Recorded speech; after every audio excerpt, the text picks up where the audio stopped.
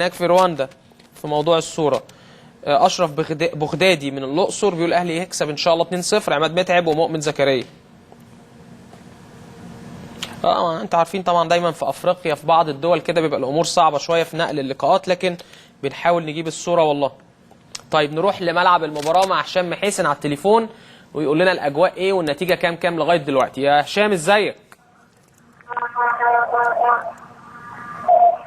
الو يا هشام. ايوه الو. سامعني يا هشام كويس ولا ايه؟ ايوه سامع كويس. قول لي الاخبار عندك ايه؟ المباراه كام لغايه دلوقتي؟ كابتن كريم. لا هو طبعا 0-0 ولكن الجيش الرواندي هجماته اكثر، وحاليا هي الكره جايه من ناحيه الحمد لله محمد نجيب دخل الكره. حضرتك معايا جايه من ناحيه الشمال، ومحمد نجيب الحمد لله الراجل كان هيقفل ويدخل ويفايت. محمد نجيب قدر ان هو يعمل تاكلينج ويطلعها. خليني اقول لك ان الجيش الرواندي اكثر صحوه واكثر انتشارا، واللعيبه لاقيه بعضها في الملعب. يعني راحوا كمان بثلاث اربع هجمات كده على الشيء، يعني كان منها رعد وخطوره، منهم واحده برده خطيره جدا محمد نجيب طلعها قبل ما توصل لمهاجم الجيش الرواندي. كان في وضعيه سهله جدا كان ممكن يسجل منها. ايوه الكوره دلوقتي في ملعب النادي الاهلي، كره عرضيه من الشمال. طبعا بيحاول اللاعبين الاهلي ان هم يمسكوا التفاعل وسط الملعب، ولكن مش عارفين للاسف.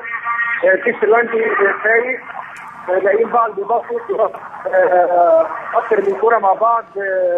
بيلعب وسط الملعب يا هشام.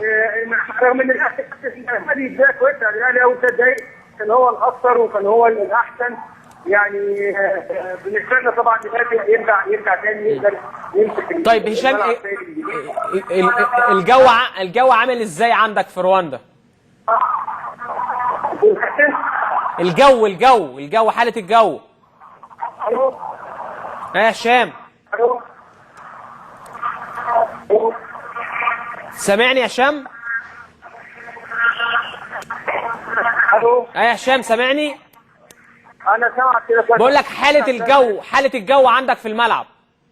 حالة الجو كويسه جدا، يعني مفيش حراره خالص، بالعكس ما تكادش تكون مفيش شمس، يعني في الدنيا مغيمه، وبعدين مع بسيط من الامطار قليل كده، يعني ده عندنا بتشجع كده شويه، لكن الجو كويس حتى كمان. يعني كان لازم بسنه الجو الدنيا في مصر قبل الماتش، وده حصل بالفعل على اساس ان ارضيه الملعب كانت ناشفه شويه، فطبعا دي كان زي ما حضرتك تعرف طبعا يفيد بصعوبه حركه الكوره. يعني الكوره ما بتمشيش بسرعه على الملعب. الجو خاص بغزاره قبل المباراه، توسم الجهاز الفني خيرا طبعا يكون بفتح كتير. ان شاء الله الاهلي قادر ان هو طبعا يرجع تاني ويرجع يمسك السيطره تاني. الجيش الرواندي برضه عشان تتكلم معايا، هو وقات كتير ونقلات كتير وفاهمين بعض، ولكن مفيش خطوره على الشريط القومي قوي، واخد بالك؟ لكن انت برضه قلقان، انت بتتفرج قلقان، لكن الشريط ما ظهرش الشريط في الكادر مره واحده كصوره عاديه يعني. لكن انت برضه زي ما حضرتك عارف يا كريم، انت بتتفرج الجيش الرواندي ممكن في لحظه ممكن يجيب جول، انت عارف ان هم يعني فاهمين بعض، لكن دول برضه العشوائيه بتنفعهم ان هم يستخدموا العشوائيه، انت عارف طبعا ممكن يجيبوا جول في اي لحظه. بالاضافه ان هم اصلا كمان يعني بيضافوا كتير زي ما حضرتك وماسكين وسط الملعب اكثر من الاهلي شويه. في دلوقتي برضه الكوره خارج منطقه الجزاء ضربه حره غير مباشره، هتتلعب بصعب اوفر داخل المنطقه، داخل شريف اكرامي. طلع شريف اكرامي طبعا رجع شريف الحق بالركنيه للجيش الرواندي. في الكوره خطره على اوفر من ناحيه اليمين، اتعملت ركنيه غلط عادي ايده غيري مهاجم الجيش الرواندي الحق عمل معاه شيء شكله بيطلعها ركنيه. الكوره دلوقتي ركنيه من الناحيه الشمال، جاي لاعب الجيش الرواندي يلعب الكوره رقم 12. هم طبعا مش كاتبين اسامي على الشاشه، بيقرب له الزيرو، طبعا هيلعبها مباشره داخل منطقه الجزاء، ولعبها فعلا مباشره داخل منطقه الجزاء. عدت الحمد لله عدت بسلام. بيحلق على من بكريه راحت الناحيه الثانيه لحقها، ودي اوفر ثاني. يعني انا عايزه تخيل معايا منتشر حوالين منطقه الجزاء بالطول والعرض، يعني من الجانبين بس، من الجانبين، يعني الكره بتلاقي بيمين بيلحقها الباك اليمين، بتلاقي الشمال يلحقها الباك الشمال، وهكذا هم بينقلوا لبعض الكور يعني. زي ما قلت لحضرتك برضه ما فيش جديد بالوتيره واحده، الجيش الرواندي مستحوذ شويه على الملعب، زي ما بقول لك تحس ان هو له مش عنيف لسه لحد دلوقتي، لكن زي ما بقول لك ممكن في لحظه يجي. طيب الاهلي ما فيش هجمات ضاعت من النادي الاهلي يا هشام؟ الاهلي بيروح يعني برضه مش عايز، يعني هو بيحاول وراح عبد الله السعيد كوره قبل الماتش، يعني او في اول الماتش عامل اوفر، كان اوفر خطيره، لكن ما فيش حد كان جوه المنطقه باين تقريبا غير عماد متعب. يعني الاهلي لسه هو، بس هو بدا الماتش هو اللي كان اكثر سيطره وفاص كثيره. برضه احنا يعني انا حسيت ان الاهلي ان شاء الله جاي تغير الوضع يعني الى حد ما نسبة تدريجية كده، الرايد ان هو ما يكونش برضه يدخل في المباراة ويمتلك الكورة بقى ويبص زي ما حضرتك زي ما بقول لحضرتك كده يعني. بس فزي ما بقول لحضرتك عشان تبقى عارف الجيش الرواندي هو الأكثر إلى الآن. في جماهير كتير في الملعب؟ في جماهير كتير جدا، يعني حوالي 4 أو 5,000. يعني هو طبعا المدرجات اليمين الثالثه يمين هي اللي فاضيه، خد بالك بيت المدرجات كلها مليانه. هتبقى حضرتك ده الالتراس قليل برضه، هم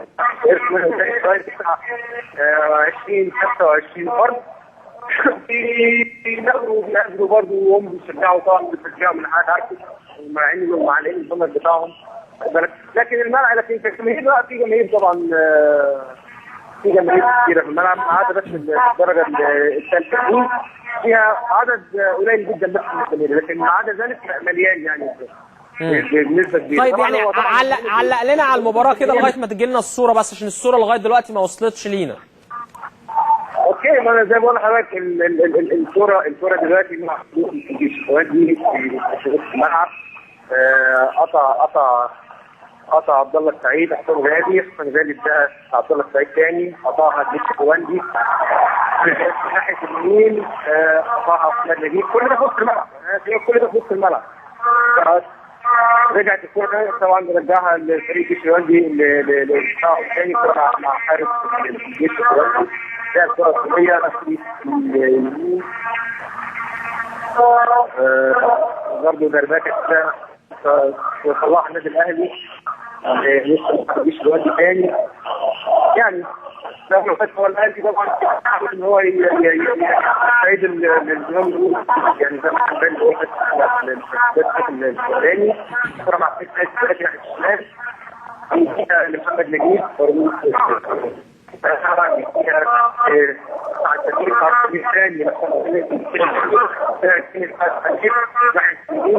قدم عمل اوفر جوه المنطقه، دي كان عطله سيد نادي بيكون ناحيه الشمال مع شغل سيد ناحيه الشمال عند الرايه الركنيه. تحاول تحديد عطف السيد على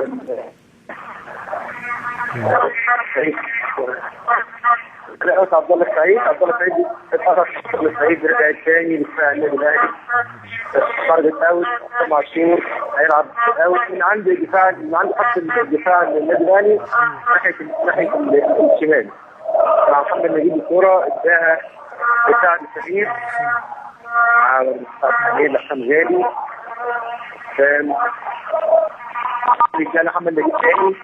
يعني نقلات لفرض السيطره والفريق، يعني قال الفريق ما في السيطره ان شاء الله، يروح معاه حسام محمود يرجع في الملعب ثاني لحسام ثاني، نقلات كده حضرتك عارف نقله بالشكل حاجه هو تقريبا في جمله هم بيحاولوا يعملوها، جمله في تحركات كده، لكن في الاخر اتقطعت ورجعها الحمد لله، رجعها محمد نجيب الشيخ الكرامي، كره عطنا هذه الجيش الرواندي كريس الكرامي بيلعب كوره جوه المنطقه هناك عند الجيش الرواندي مع سيد كوره تسديده حلوه. سيد حضرتك كان الكوره جات له الكوره خدت فريستايم شوطه مرت جوار القائم من خلال حارس الرواندي، بس كانت خطيره يعني الشوطه كانت قويه. طبعا للاسف خرجت الناحيه الثانيه بيرمي الجيش الرواندي هيرمي بقى كمان هو طبعا يعني لو طبعا بحاول انا اعيشك الوضع واخد بالك، لكن معاك يا كابتن كريم ولا؟ معاك يا هشام، احنا سايبينك يعني تعلق على المباراه لغايه ما الصوره توصل. اتفضل يا هشام. تمام. ده 7 شهور تاني، الكوره مع 7 شهور. رجع التحكيم تاني، تحكيم ساجد ده عبد الله سعيد. حضرتك تخيل برضه عبد الله سعيد جابها تحكيم الشمال. تحكيم سعيد تسعة دفاع الجيش الرواندي. قدام عبد الله عبد الله سعيد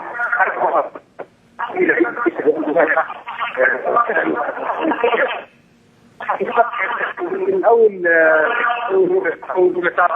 ساعه كان بدر الاهلي او بالصحوه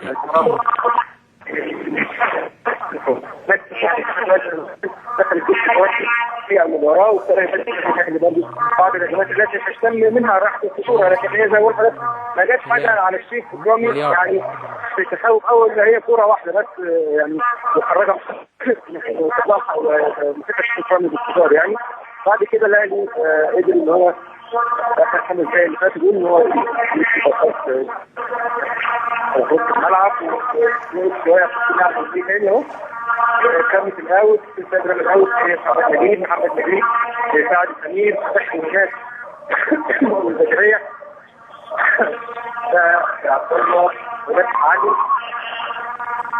خد عبد الله سعيد في الملعب. وضيفه النجوم يريحها لباسم مؤمن زكريا داخل حلوه. مؤمن تسديده يعني كويسه. مؤمن برضه يعني يا هشام احسن مصير. الو يا هشام، بص أيوة. عايزك بس يعني نسألك كام سؤال كده عشان نعرف بس الملعب ماشي ازاي خلال الشكل اللي قدامك. هل عبد الله السعيد بيلعب ناحية اليمين ومؤمن ناحية الشمال؟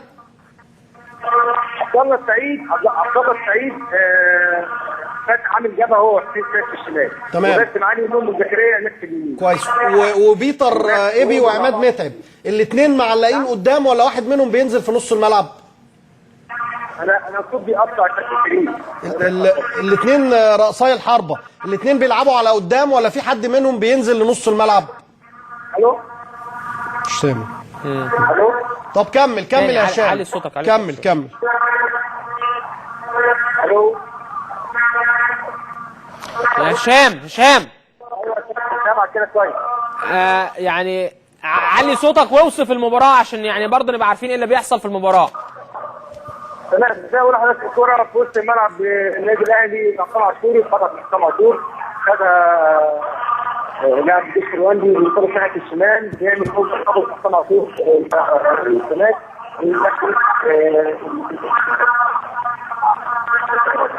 طبعا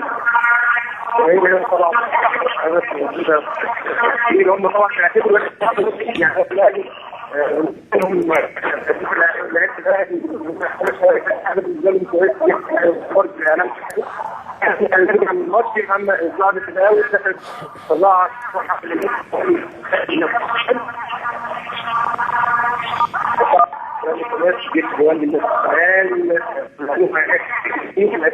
اصله من الحاجات فيها قطع الثاني بس المسؤوليه انا مش جواندي ناحيه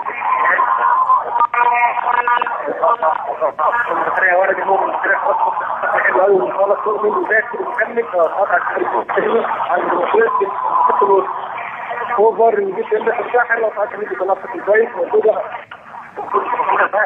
بلاد الجيش تمثل الاحترافات طبعا من امام البيت مكان الواحد الثاني فكت في الوقت خالص ناحيه المسؤولين من النادي الاهلي الاوفر حتى ده طلع في الكره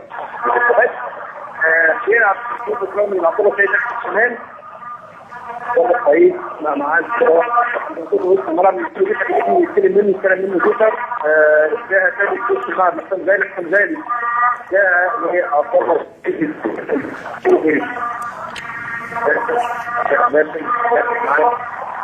دخل باسم وهيعمل اوفر باسم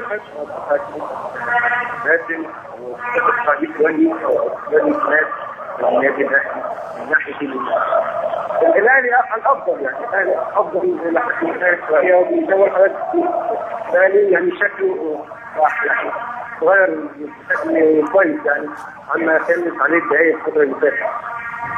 كره طوليه يطلع سعد السمير طبعا تطلع قوي الاهلي الداخلي الجديد رايح عليها عالي.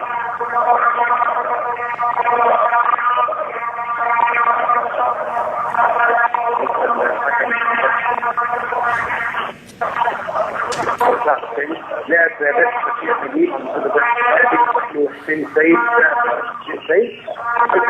هيبص هي ولا يدور على عبد الله السعيد ممكن يمين